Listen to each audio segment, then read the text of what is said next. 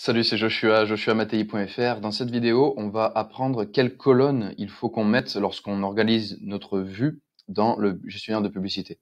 Comme je le disais dans une autre vidéo qui parle justement de comment organiser ces colonnes d'un point de vue technique, il y aura plusieurs vues dans un seul gestionnaire de publicité en fonction de ce qu'on veut voir.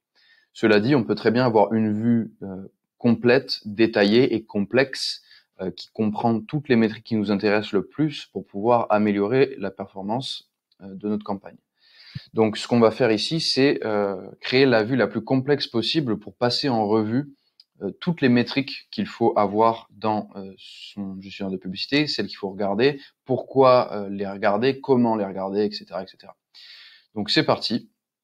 Dans un premier temps, on va répéter, donc parenthèse, si vous ne savez pas accéder au gestionnaire de publicité, vous pouvez commencer par aller sur votre Business Manager, business.facebook.com/settings, donc dans les paramètres d'entreprise. Et depuis cet endroit-là, vous pourrez cliquer sur les trois barres horizontales, outils professionnels, puis accéder au gestionnaire de publicité. Une fois que vous arrivez ici, vous pouvez cliquer sur ce bouton-là où il y a trois colonnes. Vous cliquez sur la flèche et ensuite personnaliser les colonnes. Donc ici, c'est de tête un peu ce que je fais, hein, même carrément. Donc je vais réfléchir en direct pour vous proposer un petit peu en partant de 0 ou de A pour aller jusqu'à Z, comment je m'y prendrai. Alors dans un premier temps, ce qu'on peut mettre parmi les premières métriques qu'on va faire apparaître plutôt du coup sur la gauche de notre tableau, j'aime bien mettre diffusion, tout simplement pour m'assurer que les publicités sont effectivement en train de tourner. C'est ça la fonction de ce terme ici, diffusion. Ensuite, une autre donnée importante, ça va être le montant dépensé, évidemment. On veut savoir combien on a dépensé.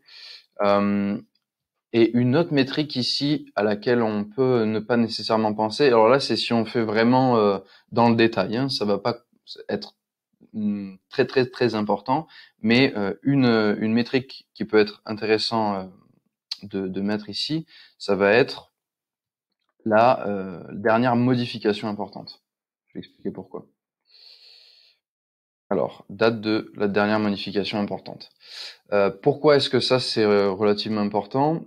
Parce que si on voit que la date de la dernière modification importante est trop récente dans le passé, ça veut dire qu'on a effectué une modification au niveau du budget, au niveau des visuels, etc., etc., qui a relancé la phase d'apprentissage, qui sera aussi le sujet d'une autre vidéo à part entière.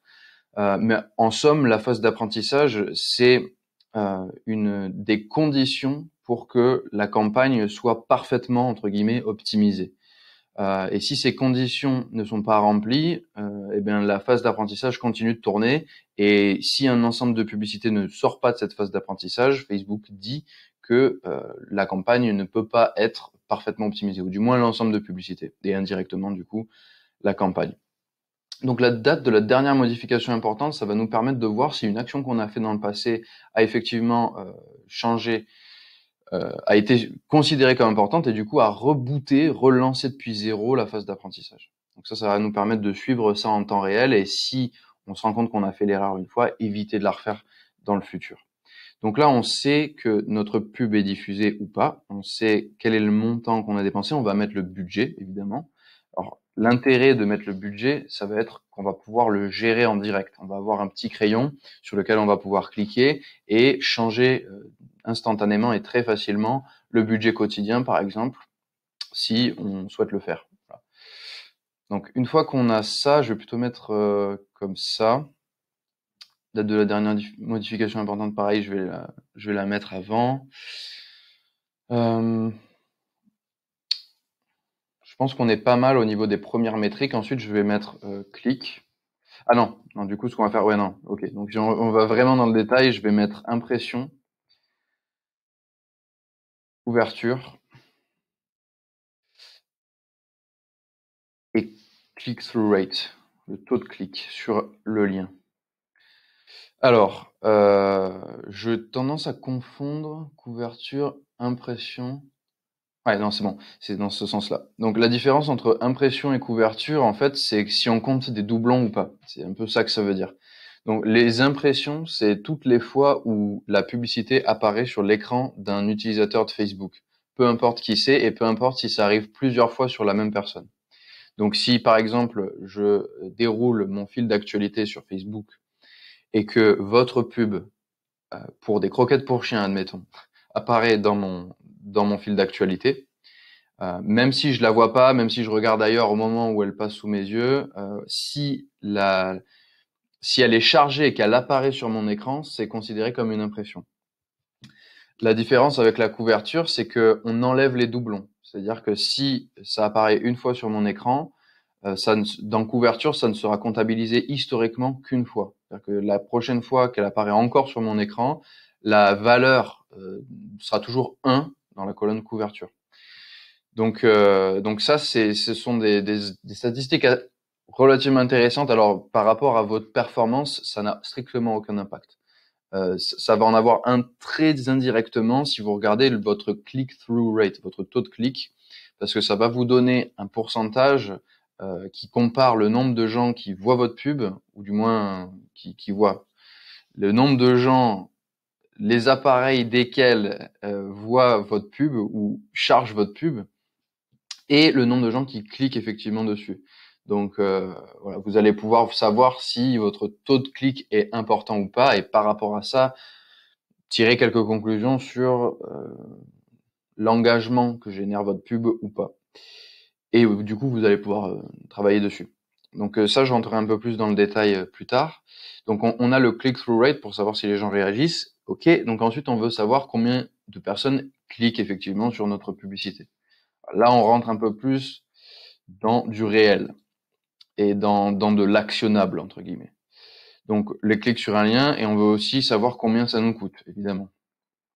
Parce que ça, on va pouvoir le comparer aux KPI qu'on a calculés. Il y a d'autres vidéos sur ma chaîne qui expliquent comment calculer des KPI. Donc, on a le coût par clic. Et maintenant, on va imaginer le scénario où on est dans un e-commerce ou alors dans un contexte où on veut générer du trafic vers un site web et convertir à même notre site web, ce qui est très similaire à du e-commerce, peu importe que ce soit un achat ou un lead. À la fin, tout ce qu'on fait, c'est suivre un événement donné qui représente, qui a une valeur financière pour nous. Donc là, je vais aller dans le plus complexe de l'e-commerce parce que ça, au moins, on est sûr que ça regroupe tous les autres types de campagnes. Et juste un point, voilà, si vous êtes sur du lead ads, le tableau sera beaucoup plus court, il y aura beaucoup moins d'étapes étant donné que vous ne faites même pas sortir les gens, donc on aura juste clic, coup par clic, prospect, coup par prospect. Voilà, donc ça va un peu s'arrêter là, et après, du moins au niveau de l'entonnoir de vente, il y aura quelques métriques en plus à rajouter. Donc là, si on se concentre sur le e-commerce, on va avoir page de destination. Donc je tape destin ou destination. Donc total et le coût. Donc là, il faut bien penser à cocher les deux cases. Comme ça, on sait combien de personnes sont arrivées sur notre page de destination et combien ça nous a coûté. Encore une fois, pour comparer ça à nos KPI. Une fois que la personne est arrivée sur la page de destination, on peut imaginer qu'elle va ajouter un article au panier et que ça va être la deuxième chose qu'on veut regarder. Donc, ajout au panier, total, coût, d'accord. Ensuite, on va mettre paiement initié, total et coût. Donc ça, c'est un peu, j'avais déjà fait tout ça dans une autre vidéo. Je vais essayer de rentrer un tout petit peu plus dans le détail pour vous donner une piste sur la façon de lire tout ça. Et vous montrer en fait la cohérence d'un moment à l'autre, enfin d'une colonne à l'autre, et pourquoi il y a un ordre et pourquoi tout est lié, quoi. Coût par paiement initié, achat, donc on va voir total, donc ça c'est notre CPA, non, ça c'est notre CPA, pardon, le coût par achat. Total, ça va être le nombre de ventes qu'on a fait. Et on va avoir le ROAS aussi, donc le retour sur investissement publicitaire. Donc on veut le total. Donc là, j'enlève sur Facebook et hors ligne, en imaginant qu'on ne vend que sur le site web, et aussi pour simplifier les colonnes, parce que sinon ça commence à être un petit peu le chaos. Une fois que j'ai ça, je vais rajouter alors trois colonnes ici, donc qui sont qualité, taux d'interaction et taux de conversion. D'accord. Je vais vous expliquer pourquoi dans cette vidéo, peut-être dans une autre marque, je sais pas. Non, dans cette vidéo, ça devrait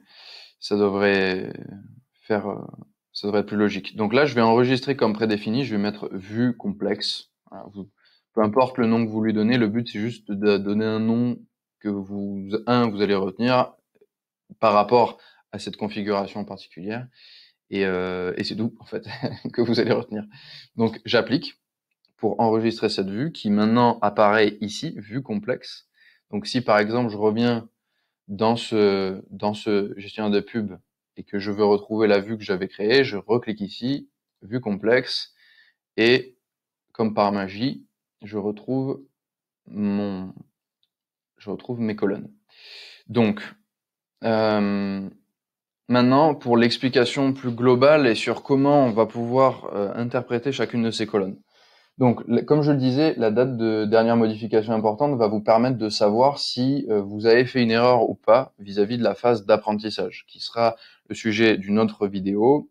Et si je suis suffisamment organisé, à terme, je mettrai le lien de cette vidéo qui n'est pas encore enregistrée dans la description de cette vidéo-ci.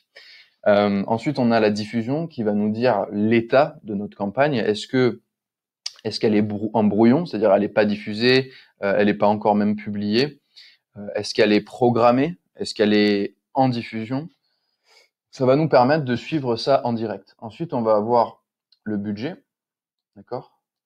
Donc là, je vais être en mesure de modifier en direct le budget de ma campagne.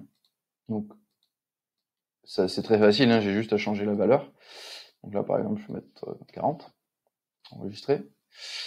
Ensuite, là, j'ai le montant dépensé. Donc ça se regarde toujours par rapport au calendrier qui se trouve en haut à droite. Donc ce mois-ci, là, je peux mettre, par exemple, depuis création. Et là, ça va me montrer combien j'ai dépensé sur ces deux campagnes depuis la création de ce compte publicitaire. Ensuite, on a les impressions. Donc ça, je vais vérifier le nombre de fois où vos pubs sont apparues à l'écran. Donc comme je le disais, là, ça va être le nombre de fois où la pub est apparue à l'écran en comptant les doublons. Donc, si elle arrive 2 fois sur mon écran ou 2 fois sur votre écran, ça va se cumuler. Voilà. Et là, on a la même valeur, mais sans les doublons, justement. J'ai oublié une colonne, là, je viens de me rendre compte, ça va être la colonne répétition que je vais aller rajouter tout de suite. Hop. Répé. Je vais du coup mettre plutôt vers le haut et je vais mettre tout de suite après couverture. Appliquer. Voilà. Donc la répétition, ça va nous dire combien de fois la pub est vue par une personne. Voilà. Si vous avez en moyenne. Donc plus précisément, voilà, le nombre moyen de fois que chaque personne a vu votre pub, c'est une estimation. Donc si vous avez une valeur qui est égale à 3 ou 4, c'est un peu trop haut. Donc il faut adapter votre budget / votre ciblage. Il faut jouer un peu sur ces deux dimensions-là. Ensuite, on a le click-through rate. Donc là, c'est le taux de gens qui cliquent sur votre lien. Le taux de gens qui cliquent sur votre lien par rapport à ceux qui ont vu votre pub. Là, c'est le nombre de clics sur un lien. Ensuite, le coût par clic, combien ça vous coûte. En toute logique, une fois qu'une personne clique sur votre pub, elle arrive sur la page vers laquelle vous voulez la rediriger. Donc ça, c'est l'URL que vous avez mis dans votre pub et que vous avez indiqué comme étant la redirection souhaitée une fois que la personne clique. Là, vous avez le prix que ça vous coûte d'amener une personne sur cette page de destination. Ensuite, on a le nombre de personnes qui ajoutent au panier sur le site web, le coût par ajout au panier, les paiements initiés, et ainsi de suite, puisque la personne va ajouter au panier, puis elle va initier un paiement, puis elle va acheter. Et ensuite, on a le coût par achat, le ROAS, et voilà. Et toutes ces métriques-là, on va être en mesure de les comparer à nos KPI. Alors, il y a 2 choses là qui me restent à faire. Bon, je dis pas que là on est à 100% des colonnes à voir, hein. Il y a sûrement des petits détails dont on va pouvoir parler. Je vais aussi évoquer le classement, hein, qui seront ici des valeurs de colonnes qui vont apparaître une fois que j'irai dans la partie publicité du gestionnaire de pub. Là, comme je le disais, je vais pas trop rentrer dans le détail non plus parce que ça a pas plus d'intérêt que ça, mais j'avais déjà créé cette métrique ici pour taux de conversion, vue de page de destination à l'add to cart, donc ajout au panier. Ici, je me mettrai donc ajout au panier, coût par ajout au panier. Ouais, je me mettrai là par exemple. Donc ça, comment j'ai fait? Petit rappel, je clique sur créer un indicateur personnalisé. Ici, je vais taper peu importe pour comprendre que ça va être mon taux. Bon là, on n'a qu'à faire celui d'après du coup. Ça va être add to cart, donc ajout au panier vers le paiement initié, d'accord? Donc je vais mettre en anglais initiate payment, je crois. Donc IP, juste pour pas que ça prenne trop de place. Et ici, donc je vais mettre pourcentage. Et là, je vais aller taper paiement pour aller récupérer la valeur paiement initié. Hop, métrique paiement initié, divisé par les ajouts au panier. D'accord? Ici, je peux partager cette nouvelle métrique que je crée avec toutes les personnes qui sont dans l'entreprise. Je crée mon indicateur en espérant que ça ne détruise pas toutes mes colonnes. Ok, super. Donc là, j'ai add to cart vers paiement initié. D'accord? Donc je vais mettre ça là, enregistrer comme prédéfini, remplacer. Et là, du coup, je vais avoir... Ah, j'ai oublié de... Ok. Bon, il y a toujours des petits bugs comme ça, c'est assez embêtant. Je vais aller récupérer aussi donc la page de destination et la to cart. Hop. Ça, je vais le mettre, comme on disait, après le coût par ajout. Le coût par ajout, il est là. Ok, enregistré comme prédéfini. Là, je vais juste enlever ça et ça pour libérer un petit peu la vue. Donc, remplacer. Voilà. Donc ça va être un autre type de métrique qu'on va devoir manuellement créer pour voir quel est notre taux de conversion entre l'ajout au panier, entre la vue de page de destination et l'ajout au panier. Donc là, par exemple, si j'avais la valeur 100 à vue de page de destination, il y a 100 personnes qui sont arrivées sur mon site et que j'ai 10 ajouts au panier, la valeur qui apparaîtrait ici serait 10%. Auquel cas, je serais assez content. Parce que sur 10 personnes qui arrivent sur ma page de destination, s'il y en a une qui ajoute au panier, c'est déjà pas mal. Si par contre j'avais 1%, là c'est pas top du tout. Donc ce que ça va me permettre de faire, c'est me poser la question, comment est-ce que je vais pouvoir améliorer ça? Et là de même, si je me rends compte que mon taux de conversion entre le nombre de gens qui ajoutent au panier et le gens qui initient un paiement est trop faible, ça va me permettre de me poser les bonnes questions et les bonnes questions qui vont être comment est-ce que je vais pouvoir améliorer mon taux de conversion, entre autres. Donc voilà ce qu'on va pouvoir faire et voilà un petit peu la réflexion on va pouvoir comparer tout ça avec nos KPI notamment pour savoir si on est dans les clous ou pas au niveau des dépenses, sur quoi est-ce qu'on va pouvoir travailler en priorité pour pouvoir améliorer nos coûts à travers l'entonnoir de vente. Par exemple, on peut se rendre compte qu'on est bon jusqu'à l'ajout au panier et qu'à partir de l'ajout au panier, le taux de conversion est si mauvais vers le paiement initié que le coût du paiement initié est largement trop élevé, ce qui veut dire que nécessairement le coût par achat sera aussi bien trop élevé et du coup on saura précisément sur quelle partie de notre entonnoir de vente concentrer notre attention pour améliorer les résultats de nos publicités. Il y a une autre technique qui va nous permettre entre guillemets de cross-vérifier. Je sais pas comment on dit en français ça, mais c'est de prendre deux sources de données et de les comparer ensemble pour confirmer une hypothèse. Donc ici, ça va être les trois valeurs que j'avais précisées qui sont les valeurs du classement. Donc les valeurs du classement qui sont ici. Donc qualité de la pub, taux d'interaction de la pub et taux de conversion. Pour faire simple, donc déjà, ça, c'est quelque chose qu'on ne voit que quand on est au niveau publicité. D'accord? Donc, on a ici les trois niveaux, campagne, ensemble de pub et pub. Et ici, on a ces trois métriques. Donc, ce que ça nous permet de faire, c'est de confirmer d'où vient le problème. Parce que fondamentalement, si on va vraiment, si on essaie de simplifier au maximum, on n'a que deux éléments à améliorer si on veut générer de meilleurs résultats en publicité. C'est soit la pub, soit tout ce qui se passe après la pub. Surtout quand on fait de la publicité sur Facebook, on va se dire, ok, est-ce que ma plus grosse marge de progression, elle se trouve au niveau de la pub ou est-ce qu'elle se trouve au niveau de mon site? Et ça, c'est ce que va permettre de confirmer. Donc, on a les KPI évidemment qu'on vient de voir, mais là, on va avoir des indications vagues d'un côté, mais aussi plus intéressantes parce que elles vont nous comparer au marché en général. En fait, elles vont nous comparer à la concurrence et nous dire si les qualités de nos pubs sont la qualité de nos pubs est bonne par rapport à toutes les personnes qui, dans la même industrie et visant la même audience, font. Bref, voilà. Désolé pour cette phrase qui ne veut peut-être rien dire. Mais en gros, on est comparé à la concurrence. Donc ici, on va surtout regarder deux métriques qu'on va réunir ensemble. Donc qualité et taux d'interaction, ça va être deux métriques qui concernent la pub et le taux de conversion, là, est quelque chose qui concerne l'après-clic. D'accord? Donc il y a trois ou quatre types de possibilités ici. Vous allez être soit au-dessus de la moyenne, soit dans la moyenne, soit en dessous de la moyenne. Et il y a peut-être une autre possibilité. Mais bon, pour les besoins de cette vidéo, ça suffit largement de connaître ces trois options.